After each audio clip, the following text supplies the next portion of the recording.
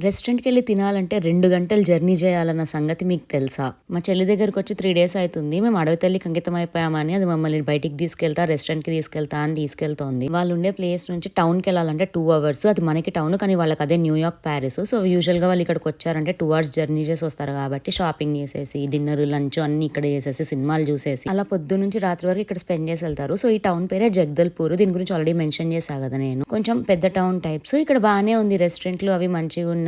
And continental food and taste కూడా బాగుండింది. మంచిగా తిన్నాము. మళ్ళీ తిరిగి 2 అవర్స్ జర్నీ చేయాలన్న థాట్ కి మాకు అలసట వచ్చేసింది. ఇంకా తిని మా సిస్టర్ కొన్ని పనులుంటే చేసుకుంది. అక్కడ ఇంకా టౌన్కి వచ్చింది కదా అని అన్ని పనులు ఫినిష్ చేసుకునేసరికి రాత్రి అయిపోయింది. ఇంకా మళ్ళీ తిరిగి 2 అవర్స్ జర్నీ చేయాలి కాబట్టి సిటీ అవుట్స్కట్స్ లో డాబా ఉంటే ఆగి మంచి టీ తాగాము. అక్కడ అడవి తల్లి ఒడిలో డాబాలు కూడా కరువే. ఇక్కడ కొంచెం టీ తాగి కొంచెం రిలాక్స్ అయ్యి రిటర్న్ జర్నీ స్టార్ట్ చేసాము. రేపు బ్యాక్ టు హైదరాబాద్. మొత్తానికి నాకు ఇక్కడ ఈ విలేజ్ అండ్ ఫారెస్ట్ ఎక్స్పీరియన్స్ కొత్తగా అనిపించింది. మరి మీకు ఎలా అనిపించిందో కమెంట్ చేయండి.